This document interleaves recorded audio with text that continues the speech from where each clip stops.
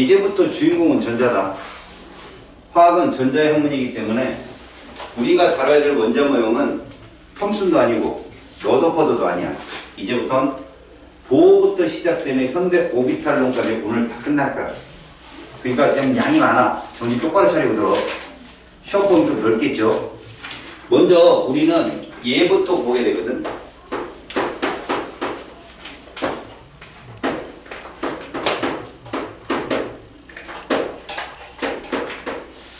자, 보어라는 과학자의 원자 모형은 톰슨과 러더퍼드와 어떤 차이가 있느냐?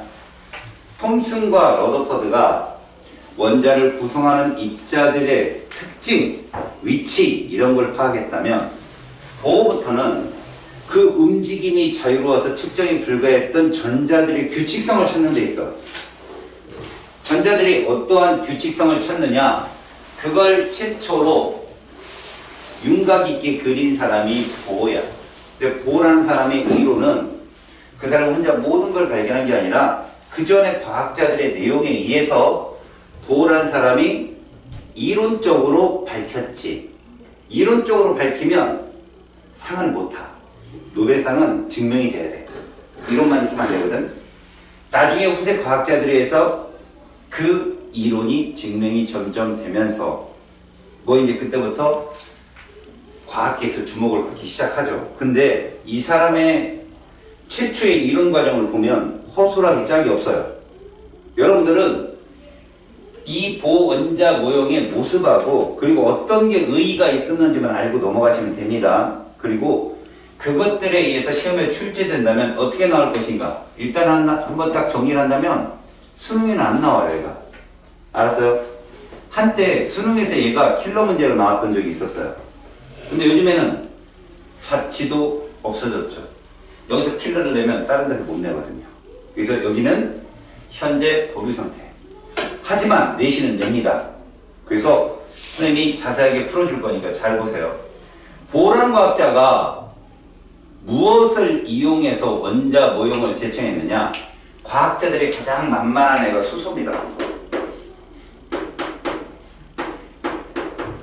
이 수소라는 기체를 이용해서 실험을 하거든요. 수소기체에 의해서. 일단 제일 먼저 수소기체를 크루스 관에 놓고 실험하는 과학자 골트슈타인이죠. 그래서 양전하의 흐름을 발견하거든요. 그리고 나서 톰슨 실험에 의해서 음구성이 나오는 그 빛을 가지고 실험도 하고 그러다 보니까 과학자들이 어떤 결론에 도달했냐면 약간의 수소기체를 놓고 골트슈타인 실험을 하게 됩니다. 그런데 거기 빛이 나와요. 그 빛을 분광기를 통해서 분석을 하니까 똑같은 태양과 같은 빛이라고 생각했는데 선 스펙트럼이 뜨더라는 거예요. 선 스펙트럼. 여러분, 우리가 보통 말하는 백색광, 태양 같은 광들은 분광기를 통과하면 뭐가 나왔었죠? 무지개가 떴어요. 연속적 스펙트럼이. 근데 수소기체를 넣고 실험을 통해서 나온 이 기체들은, 수소에서 발생한 기체들은 선 스펙트럼을 띄더라. 그 당시에 과학 기술이 발달을 못하니까 가시광선만 보게 되거든요. 그래서 수소기체에서 나오는 가시광선이 무엇이냐? 이 기체를 통해서 이러한 크루스관에 넣고 마이너스 플러스를 넣고 음극성이 나가겠죠. 근데 이 안에 진공이 아니라 약간의 수소기체를 넣은 거죠. 그때 여기서 빛이 나와요. 자, 이 빛이 쭉 나오는데 이 빛이 쭉 나오는데 이게 분광기를 통해서 분석을 하니까 여기에 이런 식으로 4개의 가시광선이 있었다 이거예요. 그때는 자외선이나 적외선을 볼 수 있는 기술이 없었으니까 이런 식으로 4개의 가시광선이 떴어요. 붉은색, 녹색, 그 다음에 청색, 마지막 보라색. 과학자들은 어떤 생각을 했냐면 이렇게 뜬다는 건 이 빛을 낼 수 있는 에너지를 가진 애가 있을 건데 그건 전자밖에 없다고 생각을 했고요. 그래서 이 수소가 갖고 있는 전자들이 갖는 에너지의 그 차가 불연속이라는 건 알고 있었어요. 이론적인 증명을 못했죠. 이 이론을 수학적으로 나타낸 과학자가 발머라는 사람이고요. 이 이론을 완전한 수학 공식으로 바뀌는 게 리드벨이에요. 이건 아무나 상관없어요. 저 이론을 갖고 보어가 깜짝 생각을 하게 된 거예요.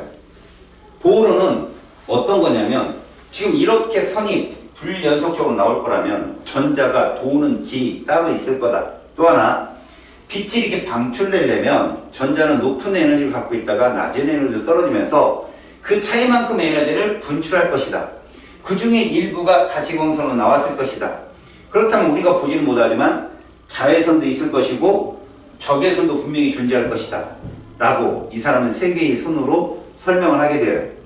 그래서 이 사람은 그걸 하기 전에 조건이 뭐냐면 전자는 반드시 핵을 중심으로 원궤도 운동을 한다라는 조건을 줘요. 원궤도 운동을 하지 않으면 얘는 핵이 당기고 있기 때문에 언젠가는 핵이 부딪히게 됩니다. 그러면 이 이론을 설명할 수가 없어. 그래서 그냥 다짜고짜 반강제 묻지도 따지도 말고 그냥 등속 원운동을 한다라고 가정을 합니다. 이것 때문에 물리학자들이 말도 안 되는 이론이라고 했죠. 근데 실제 고전역학적인 걸 본다면 달이 지구 주위를 원운동하는 거랑 똑같다고 생각을 하고선 보어는 출발을 한 겁니다. 알았죠? 달도 지구를 향해 계속 떨어지고 있는데 영원히 떨어지지 않는 운동을 하는 것처럼 전자도 핵 주위를 돌 수 있는 건 중심 핵이 당겨서 그런 건데 영원히 핵으로 가지 않는 원운동을 한다는 가정으로 이 이론을 설명하기 시작해요. 저렇게 선수 패턴이 나온 거예요. 알았죠? 자, 보호론을 잠깐 볼게요. 보호론을 들어가게 되려면 여러분들이 알아야 될 게 보호의 운동 모형을 좀 알아야 됩니다. 무슨 말이냐? 보호는 이렇게 먼저 한 거예요. 중심에 핵이 있고요. 중심에 핵이 있고 그 주위를 전자가 원운동으로 돌 거라고 생각했어요. 또 하나 보호 이론은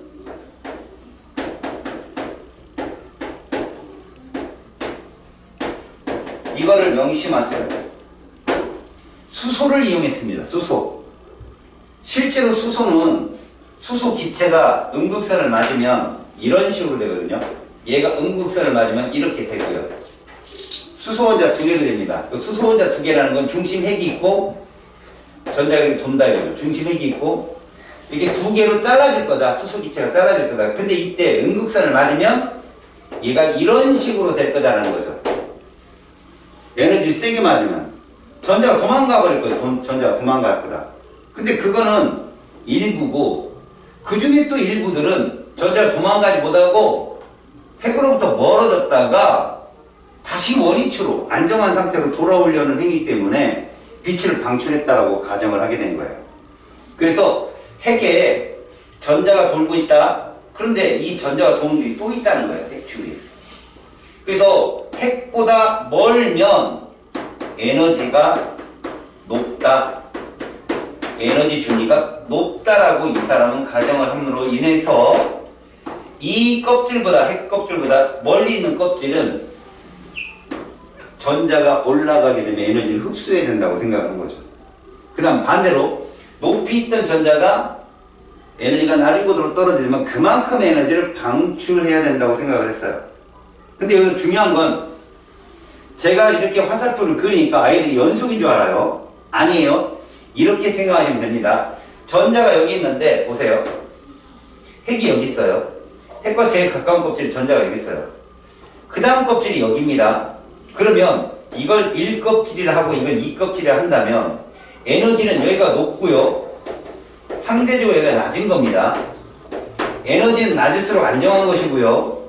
높을수록 불안정하거든요. 근데 여기 있는 전자가 여기로 튀어 올라간다는 표현을 이렇게 쓰지 않을 거예요. 화살표를. 책에는 다 그렇게 나왔죠. 이러니까 애들이 헷갈리는 거야. 봐라. 여기 전자가 있어요. 맞죠? 눈을 감아봐요. 이제 떠봐요. 여기 있는 거예요. 보이는 것 같이 이렇게 가는 게 아니라 눈을 딱 잠깐 떴다 감았다 떴더니 여기 있는 거예요. 전자가. 전자는 절대 이 사이에 있을 수 없는 거죠. 여기 있던 전자는 금방 여기에 나타나는 거예요. 그 다음 그 위에 껍질이 또 있어요. 더 높겠죠. 그럼 눈을 잠깐 검었다 떴더니 또 여기에 나타나는 거예요, 전자가.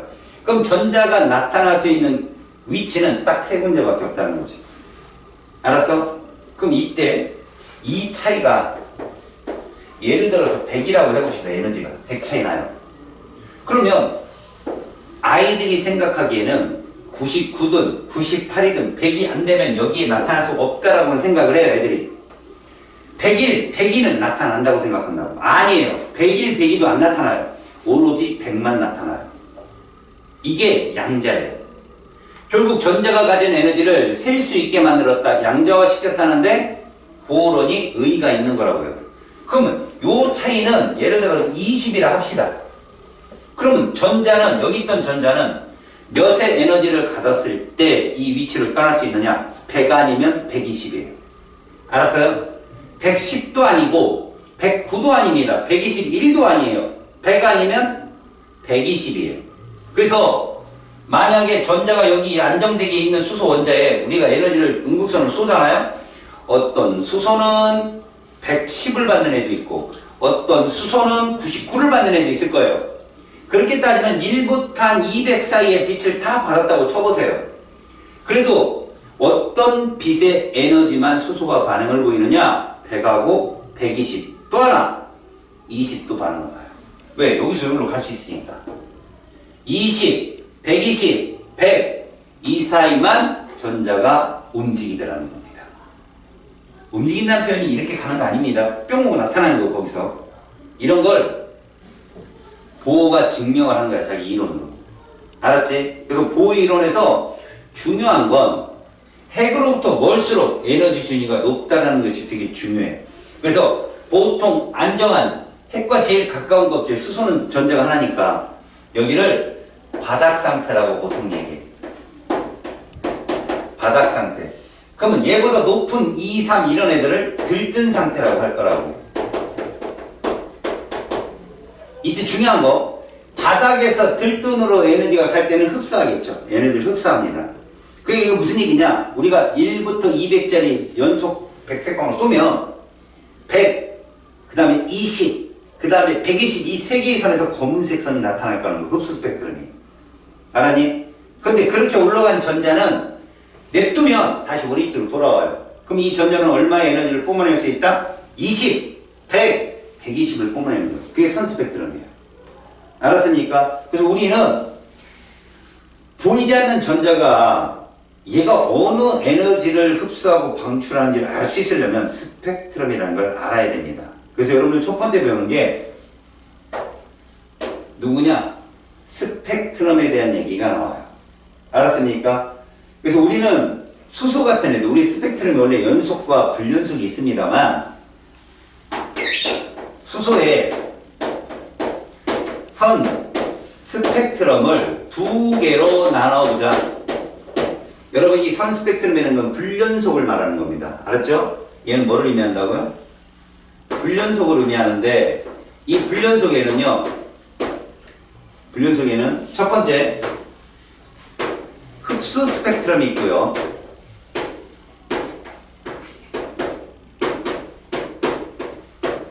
두 번째 방출 스펙트럼이 있을 거예요.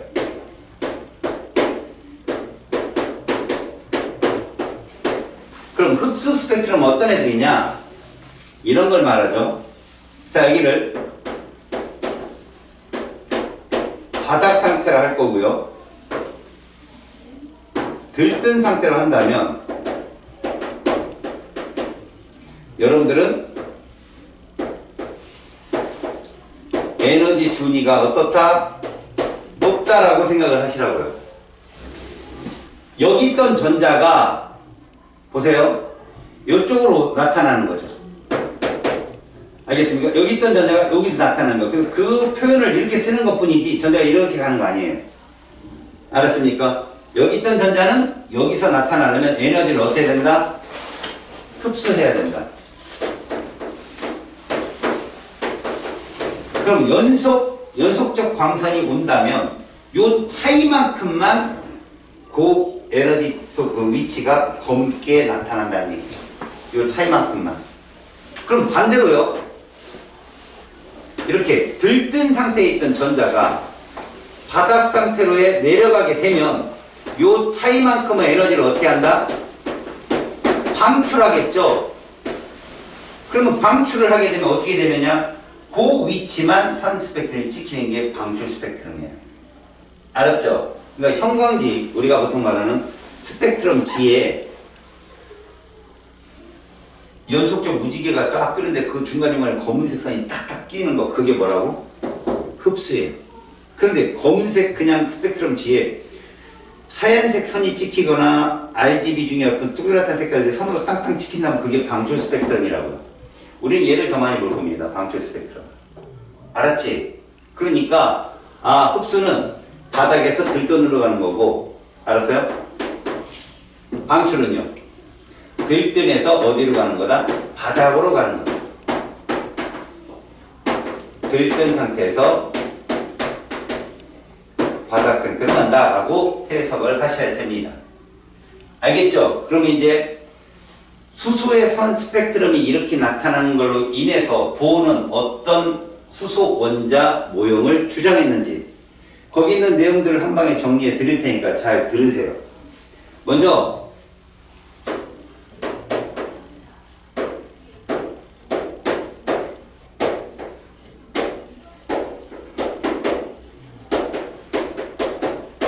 구체적으로 보호의 이론은 전자를 하나 갖고 있는 수소가 있잖아. 전자들이 위치할 수 있는 에너지 레벨, 그걸 껍질이라고 표현했거든. 왜? 3차원상으로 표현해야 되니까. 그걸 전자 껍질이라고 표현했는데 껍질이 특정 위치에 무수히 많이 존재한다라고 생각을 했어요. 제일 중요한 건 껍질과 껍질 사이에는 전자는 존재할 수 없다라고 이 사람이 가정을 한 거죠.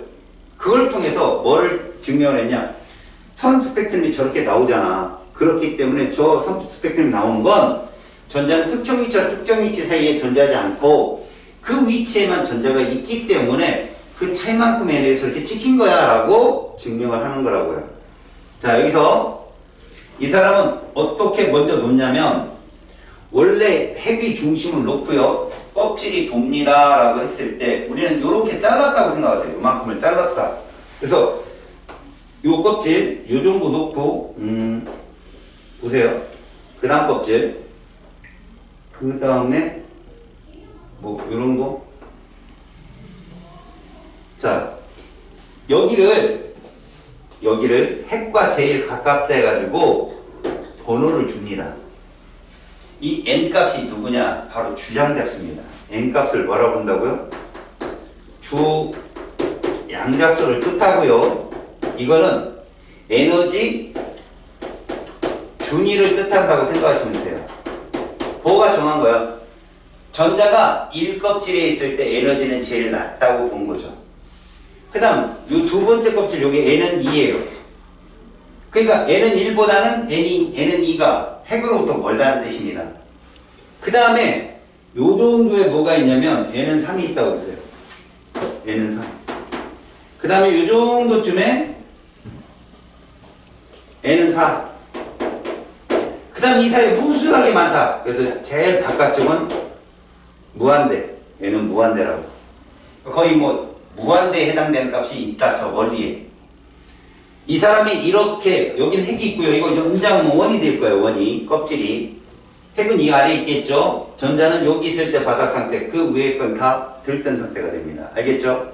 그러면 이 이론의 의거 첫 번째 수소의 전자 껍질은 불연속적으로 존재한다라고 이 사람이 가정을 합니다. 여기 기본 조건이 있다고 그랬죠. 전자는 핵을 중심으로 등속 원운동 궤도를 돈다라는 조건이 있어요. 근데 그 원운동 궤도가 다 불연속이라는 거야. 알겠어요? 그러니까 계단하고 비탈길이 있다면 계단이 있고 비탈길이 있다면 계단이 불연속인 거예요. 셀 수 있는 거. 그래서 선 스펙트럼이 나올 수밖에 없다는 타당성을 얘기하죠. 근데 그게 그 전자 껍질에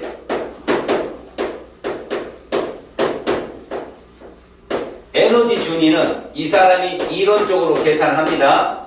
누구 걸 바탕으로? 저 발머하고 리드벨이라는 과학자들의 식을 바탕으로 에너지 준위를 계산합니다. 그래서 어떻게 계산하느냐? 요게 N이 주양자수예요.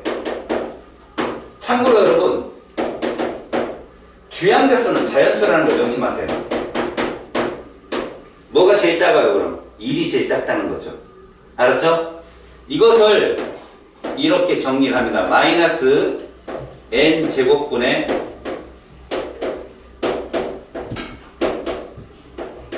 이걸로 전자 1몰당 이만큼 에너지를, 그러니까 우리는 전자 껍질의 에너지를 보호라는 과학자가 이렇게 정리를 했어요. 외우지 마세요, 이건. 나중에 이것은 우리가 보통 요즘에 문제를 풀 때는요, 이 n값을 이렇게 놓고 풀기도 합니다. 이렇게 놓고도 풀어요. 저 상수는 1310이라는 숫자는 똑같이 존재하니까 이렇게 놓고도 풀어요. 아니면 얘를 이렇게 놓고도 풀어요. 그냥 이렇게 놓고도 풀어요. 1이라고. 알았지? 이렇게 따져보면 얘들아, 얘는 얼마냐? 마이너스 1인 거야. 얘는 얼마죠?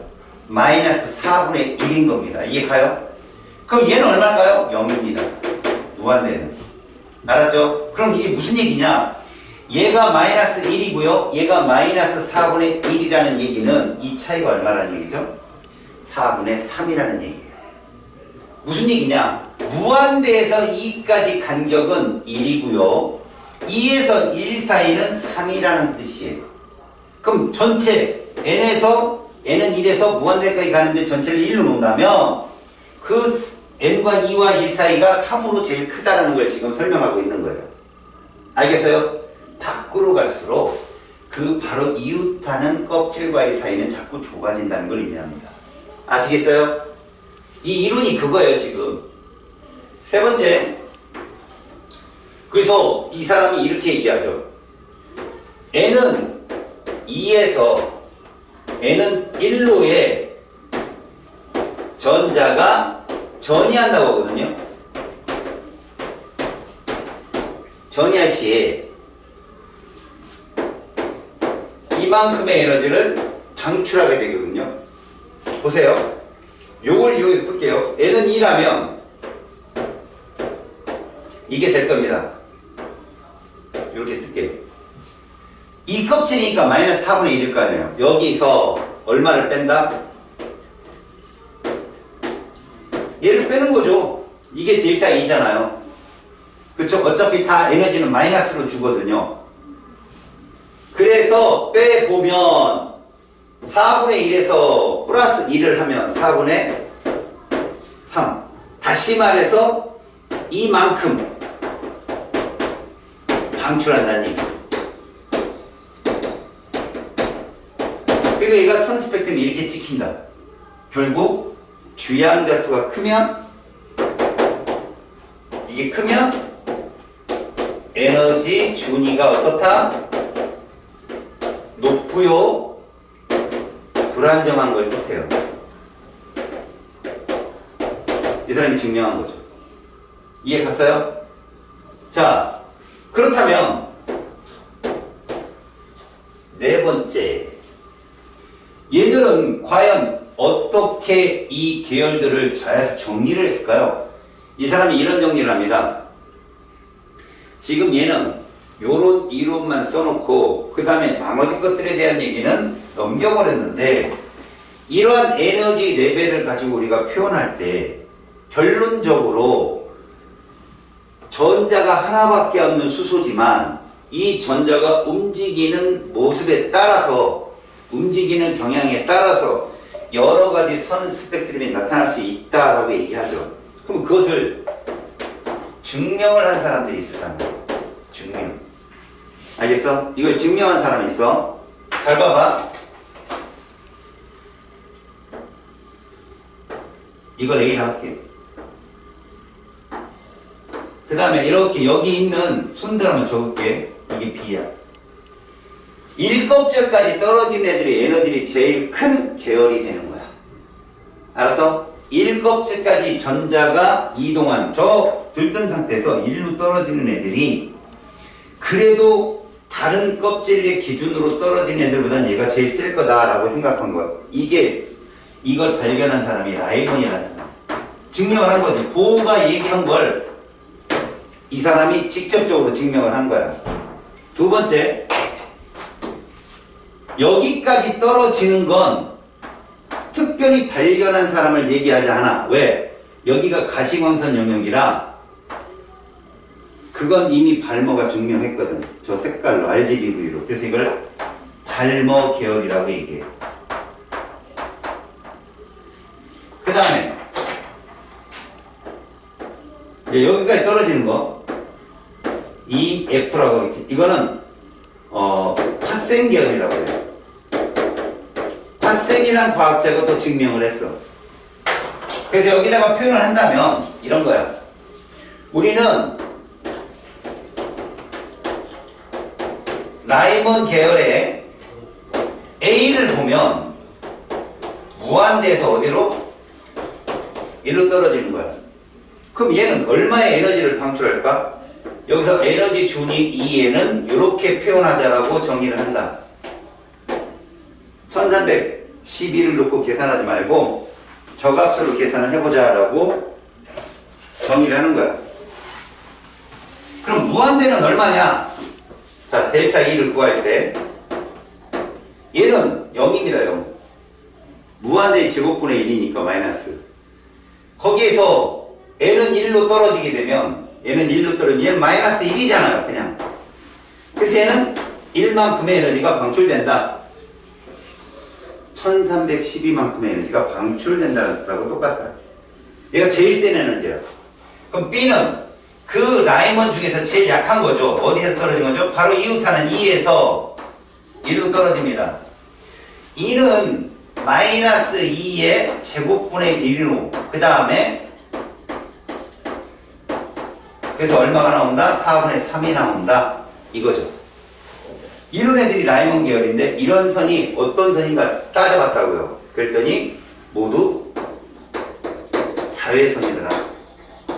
자외선. 알았어요? 라이먼 계열은 뭔 선이더라? 자외선이다라고 얘기를 하죠. 근데 여러분 여기서 사실 이렇게 계열적인 얘기를 할 때 여러분들이 알고 가야 될 게 있어. 뭐냐면 우리가 말하는 이 델타 E 값 있지. 이 델타 E 값은 뭐에 비례한다고 너희들이 좀 암기를 해둬야 되냐면 이건 물리학에서 여러분들 배워요. 이 에너지라고 하는 것은요. 이렇게 표현됩니다. 이 H 값은 하라는 표현을 쓰고요. 플랑크 상수라고 얘기합니다. 플랑크라는 과학자가 빛을 양자화시킬 때 찾아낸 상수예요. F는 진동수입니다. 진동수. 그리고 이것은 얘랑 같다고 외워두세요. 여기서 C는 누구냐면 빛의 속도예요. 얘는 파장이라고 그러죠. 파장. 결국 이 식이 뭐냐? 결국 이 식은 이겁니다. 에너지라는 것은 진동수에 비례하고 파장에 반비례한다. 이 뜻이에요. 이거 외우셔야 돼요, 여러분. 물론 얘가 왜 여기로 갑니까? 라고 할 때 파동의 속도 갖고도 증명을 해야 되는데 지금은 에너지라는 게 진동수에 비례하고 파장에는 반비례한다. 그러면 우리는 자외선하고 적외선만 비교해보자. 자외선, 적외선 중에 누가 에너지가 세냐? 야! 호!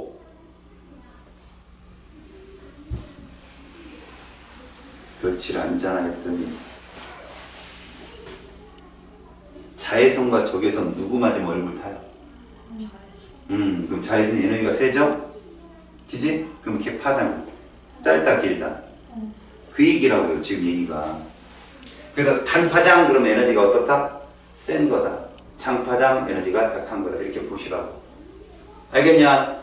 그래서 초단파 그럼 뭐예요? 에너지가 엄청 센 거예요. 알겠지?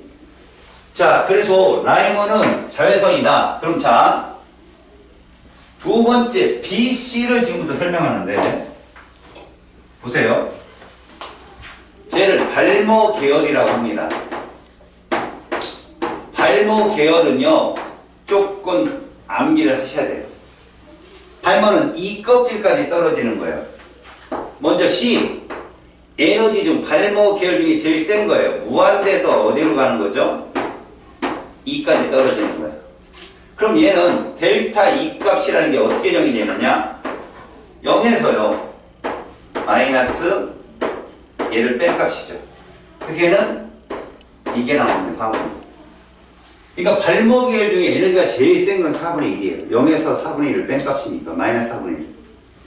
그 다음에 에너지가 제일 약한 건 어디에서 떨어지는? 바로 이 껍질 3에서 어디로? 2로. 그러니까 이 껍질까지 떨어지는 선의 규칙성을 따진 게 발모 계열이라고. 발모라는 과학자가 저거 갖고 실험을 했거든. 그래서 얘는 마이너스, 자 3은 얼마지? n제곱분의 1. 여기서 n제곱분의 1을 뺀 값이 얼마가 나오느냐? 9분의 1에서 4분의 1. 분모는 36분의 9와 4의 차이 얼마? 5. 이만큼을 방출하더라. 그래서 이게 무슨 선 영역이냐? 봐요. 사실은 이 전부가 다 가시광선은 아니에요. 발모 계열 내에 가시광선이 포함되어 있어서 그냥 발모 계열은 가시광선 영역이라고 우리가 부르는 거죠. 이렇게. 일단은 발모 계열에 대해서 다시 설명을 할게요. 그 다음에 파생 계열이 있습니다. 자, 2조2 무한대에서 어디까지 떨어진다? 3껍질까지 떨어지면 얼마? 그럼 이건 0에서 3의 제곱분의 1. 그래서 얼마? 9분의 1입니다. 이게 델타 2예요. 그렇다면 마지막 제일 약한 놈. 이건 바로 위 껍질 4에서 3으로 떨어지는 거겠죠? 그러면 마이너스 4의 제곱분의 1에서 3의 제곱분의 1. 알겠어요? 16분의 1에서 9분의 1. 144분의 7이라는 값을 방출하겠죠. 얘는 적외선 영역이라고 합니다.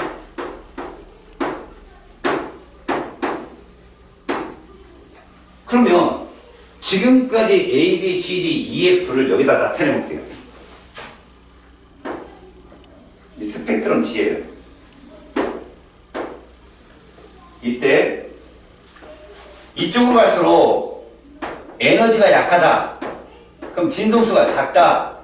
파장은요 길다. 이런 표현을 해봅시다. 그럼 이것을 표현할 때 얘를 파란색으로 표현할게요. 보기 좀 쉽게.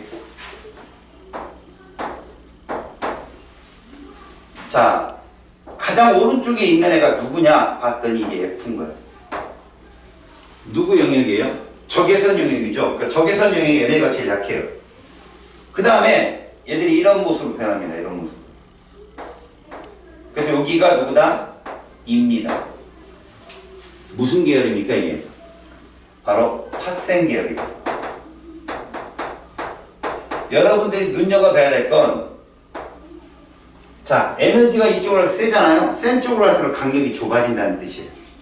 알았습니까? 그리고 이 선 하나는, 봐요. F선은 이걸 말하는 게 아니야. 이들의 차이지.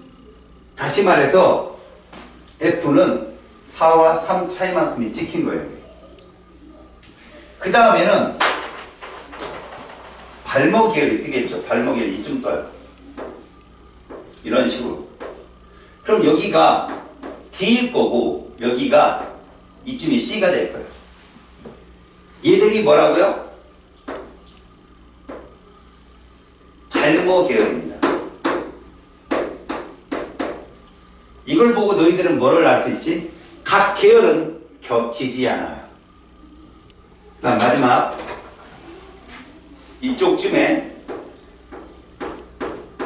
그래서 여기가 A, 여기가 B, 이게 라이먼 계열.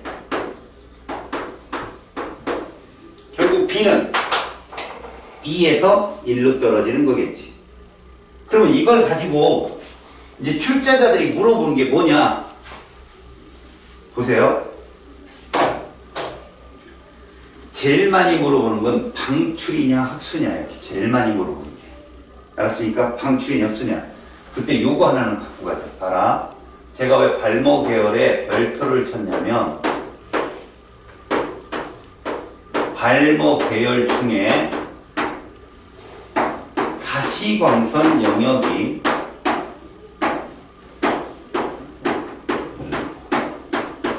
네 종류가 있어요. 보십시오. 제일 먼저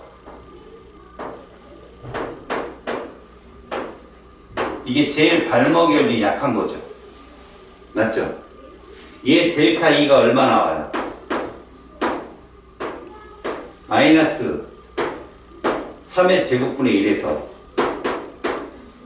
이것을 뺀까? 그래서 얼마? 얘가 나와요. 얘의 파장이 얼마냐면 이겁니다.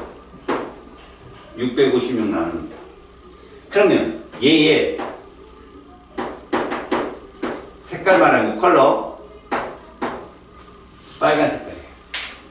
얘가. 다음 4에서 2로 떨어지는 게 두 번째로 약한 애예요. 마이너스 16분의 1이죠. 마이너스 4분의 1을 뺀다. 그럼 16분의 1에서 16분의 4를 빼는 거랑 똑같죠. 그러니까 사실은 마이너스 4분의 1 더하기 16분의 4가 돼요. 그럼 얘는 16분의 3. 얘가 봐. 에너지가 세니까 파장이 짧아지잖아요. 얘가 녹색이에요. G. 알겠지? 다음 5에서 2로 떨어지는 N은 이들 중에 세 번째로 약한 애니까 얘가 갈수록 센 거예요.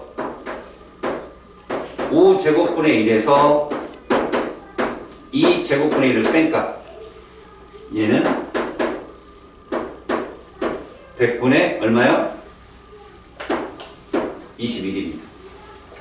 얘는 파장이 더 짧아요. 얘가 바로 푸른색이에요. 블루.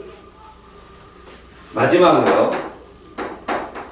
6에서 2 마이너스 6의 제곱분의 1이죠. 36분의 1. 여기서 마이너스 4분의 1을 뺀 거. 그러면 36분의 8. 결론은 얼마가 나와요? 9분의 2가 되죠. 근데 얘를 이렇게. 얘가 보라색깔, 바이올렛.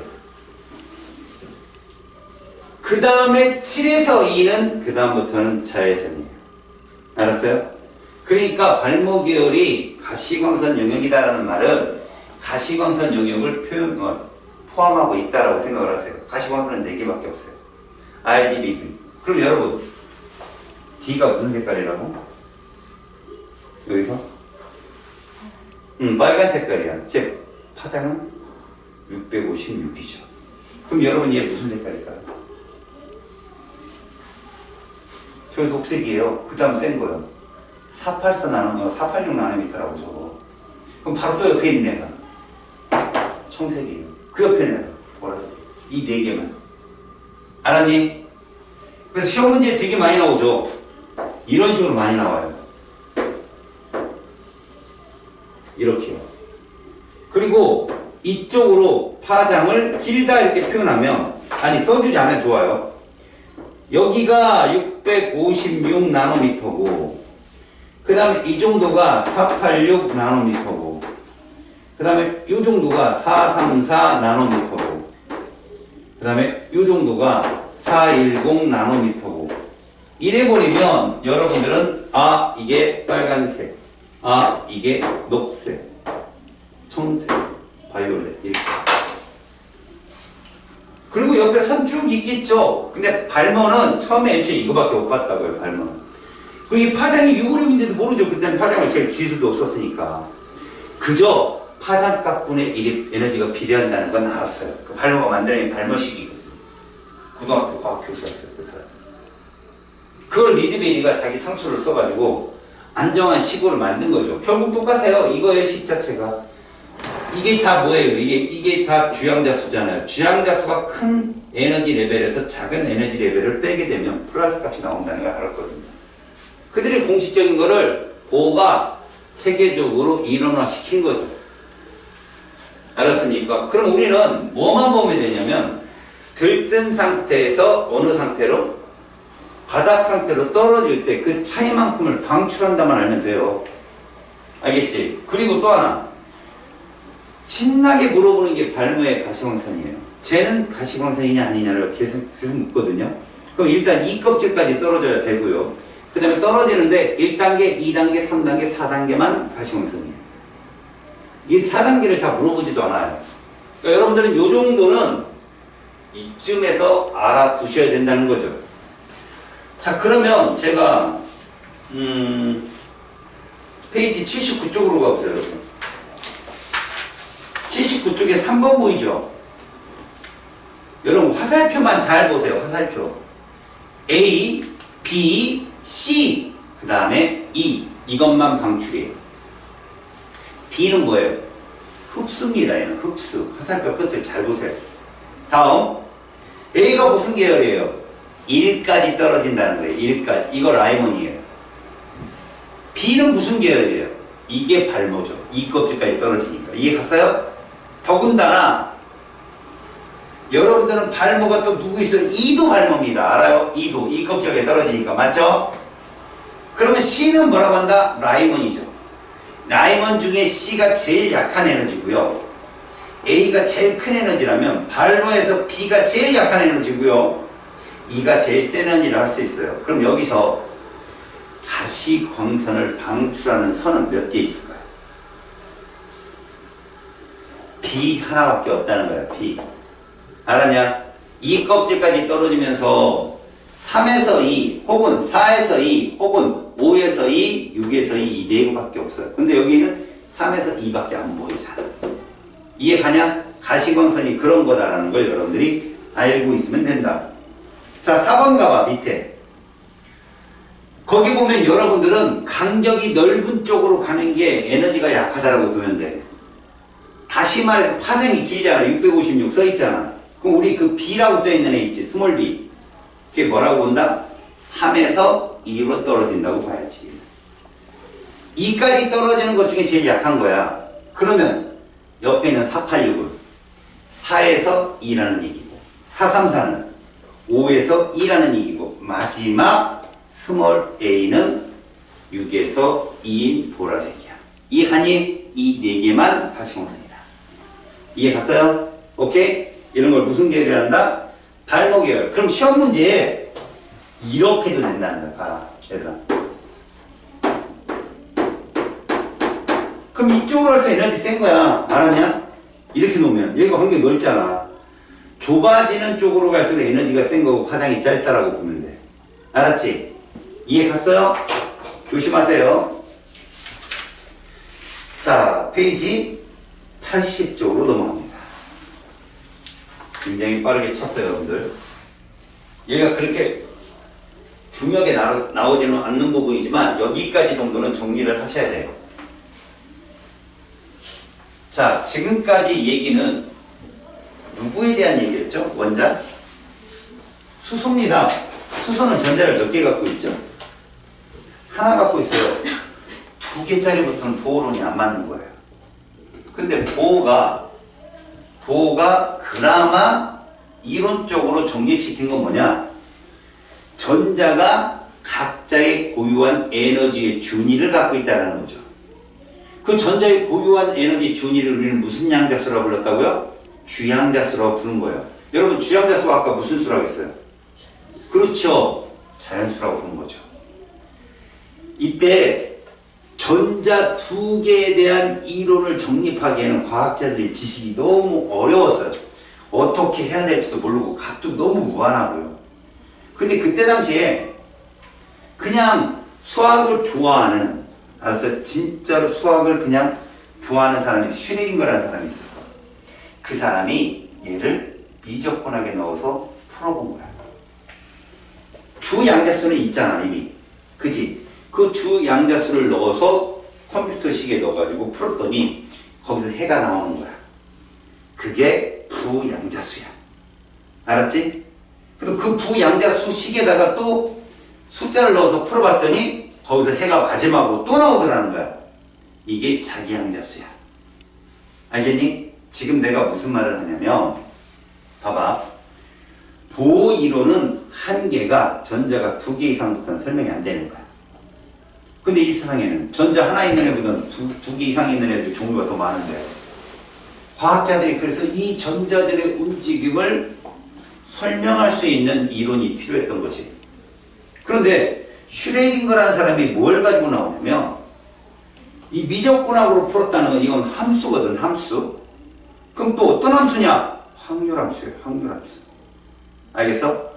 확률함수로 갖다가 풀어내다 보니까 컴퓨터가 그림을 그리는데 어떤 모양체를 만들어내야 되라는 거야.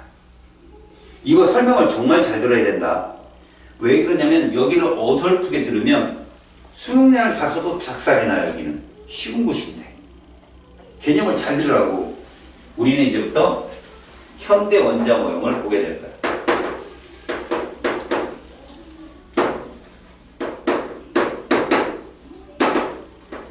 지금까지 고전역학적 표현이라면 현대 원자 모형은 약한 확률함수적 표현이야. 전자가 발견될 확률을 함수로 표현한 거야. 알겠어? 그러니까 이런 것들이 그냥 만들어진 게 아니라 여러 과학자들이 이럴 수밖에 없었던 거야. 뭐 일반적으로 불확정성의 원리를 주장한 하이델베르크라는 사람. 전자는 너무 빨라갖고 우리가 이 전자의 위치를 정해서 위치 에너지를 재고 있으면 속도를 잴 때쯤이면 얘는 어디가 없어져 버려 그냥. 또 속도를 재버리면 위치가 어딘지를 찾지 못하고, 위치 에너지와 그 다음에 운동 에너지를 합해야만이 역학적 에너지를 계산을 할 수가 있거든. 근데 그런 에너지를 계산할 수가 없어. 전자는 확정적이지 않다, 불확정적이다라는 이론이야. 그것도 이론이야. 어찌 보면 전자는 너무 빨라서 어디에 있는지 확인할 수조차도 없는 개체다라고 얘기한 거죠. 그러다 보니까 전자 껍질 모양이 전혀 다전자에서는 소용이 없게 된 거야. 그러다 우연찮게 뭐가 나면 확률함수 같은 거야. 슈레딩거가 아까 얘기했잖아. 미적분식에다 넣어가지고 풀어낸 거라고 해로. 그래서 보니까 그 복잡한 움직임을 그래도 눈에 보이는 모습으로 나타내게 한 게 미적분식 슈레딩거 방정식밖에 없었던 거야. 그래서 과학자들이 슈레딩거 방정식을 굉장히 추앙을 했어요. 야, 눈에 보이지 않는 걸 보이게 해줬다 해가지고. 결론적으로는 그 덴마크의 수도가 코펜하겐이죠. 그 코펜하겐에서 싸움이 납니다. 어떤 싸움이 나느냐? 슈레딩거 방정식을 추앙하는 과학자들, 확률 함수도 분자 모형, 원자 모형의 어떤 커다란 이슈가 될 수 있다라고 주장하는 과학자들과 무슨 과학의 학문이 무슨 노름도 아니고 도박도 아니고 무슨 확률이냐, 그럴 순 없다, 정확한 값이 나와야 된다라고 싸우는 그 반대파하고 붙었죠. 그 확률함수를 그대로 인정하자고 하는 직관론을 주장한 과학자들이 바로 우리가 전에 봤던 보어, 하이델베르크, 보른, 이런 사람들이었어요. 그런데 그 슈레딩거 방정식은 완전한 도박꾼의 노래일 뿐이다라고 반대한 과학자가 아인슈타인 그리고 슈레딩거예요. 자기 이론을 자기가 부정한 거죠. 왜 그러냐면 슈레딩거 자체도요, 그냥 장난삼아 해봤지 이걸 진실로 사람들이 이렇게 받아들일 거라는 건 상상도 못했던 거예요. 유명한 말이 있어요. 그 코펜하겐에서 2차 회담을 하는데 1차 회담 때 아인슈타인이 보어한테 신나게 깨졌어요. 보어가 계속해서 오비탈 함수를 계속 얘기하면서 이것이 왜 받아들여야 되는지를 설명을 했거든요. 그 사람이 말은 잘하는 편이 아닌데 하나 찍으면 일주일도 좋고 6일도 좋고 계속 그 사람이 잘 때도 옆에 앉아서 계속 설명한대요. 이해할 때까지. 그러니까 니들 말로는 에이 이해했다고 넘어가면 되죠. 아니에요. 그런 게 아니라 진짜 이해할 때까지 계속 설명한대요. 그러니까 자기의 신념이 뚜렷한 사람이죠. 아인슈타인이 그 이론을 깨려고 2차 때 준비를 해옵니다. 그 사람은 그게 바로 상대성 이론을 갖고. 근데 그게 무너져요. 보호 때문에. 그래서 보호가 어떻게 무너지니? 아인슈타인 이론으로 그 이론을 깨요. 그거 나중에 한번 살펴보세요. 그래서 아인슈타인 손을 들어요. 근데 자존심이 세잖아요. 그래서 보호론을 안 듣고 그냥 돌아섰는데 보호가 밤마다 찾아오는 거예요. 근데 아인슈타인이 아파갖고 침대에 누워서 약을 먹고 자고 있었대요. 깨보니까 보호가 옆에서 쳐다보고 있더래요. 또 설명을 계속 하는 거죠. 실제로요, 그 보호가 이론을 딱 설명할 때 과학자들이 별의별 얘기를 다 했을 거 아니에요. 비유를 그런 얘기도 했어요. 주사를 던져서 3이 나온다고 하면 그 3이 나오는 숫자는 6분의 1인데 그런 걸 어떻게 과학에 적용할 수 있느냐라고 따져 물었죠. 반대파들이. 그랬더니 하이델베르크 과학 보호가 무슨 말을 했냐면 왜 그런 식으로 생각하냐.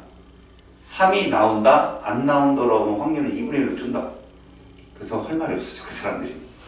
근데 그 직관론이 지금까지 온 거예요, 여러분들한테. 그럼 우리는 이것들이 어떻게 만들어지고 어떤 과학체계에서 이렇게 됐고 이건 아무 소용이 없어요.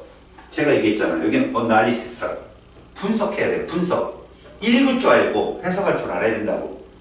바로 이 오비탈이라는 이 확률함수가 전자를 표현한 함수라는 얘기입니다. 전자를 표현한. 알았어. 화학은 전자의 학문이라고 했으니까 전자를 표현하는데 뭐를 표현하느냐는 거예요. 여러분 해외에 있는 친구들이랑 자신들을 위치를 표현해 보세요. 니들이 무언지. 자네 남학생인가? 그죠? 여학생입니다. 자네 외국 사람하고 외국 친구 또래 친구가 설명하면 그 친구가 이제 너한테 물어본다. 뭐부터 where from 이런 식으로 물어보잖아요. 네가 누구냐고, 어디서 왔냐고. 그럼 너는 제일 먼저 나라를 댈 거예요. 이게 되게 중요한 겁니다. 전자도 포지션이 있어요. 얘가 나는 대한민국 사람이고 나는 대전이라는 도시에 살고 있고 나는 그 중에 어느 고등학교를 다니고 있고 나는 여학생이다라고 얘기하는 거죠. 그러면 사람이라는 수많은 전자 중 수많은 사람 중에 얘를 표현한 거예요. 거기까지 과학이 왔다고요. 거기까지. 알았어? 그렇다면 전자를 표현할 수 있는 거. 아까 내가 지금 하연이 얘기를 들었지만 몇 개를 가지고 얘를 설명했죠? 4개예요. 나라, 도시, 고등학교, 성별. 전자가 그렇게 4개가 있어요. 전자의 정보를 알 수 있는 정보가 4개가 있다고. 그걸 양자수라고 할 겁니다.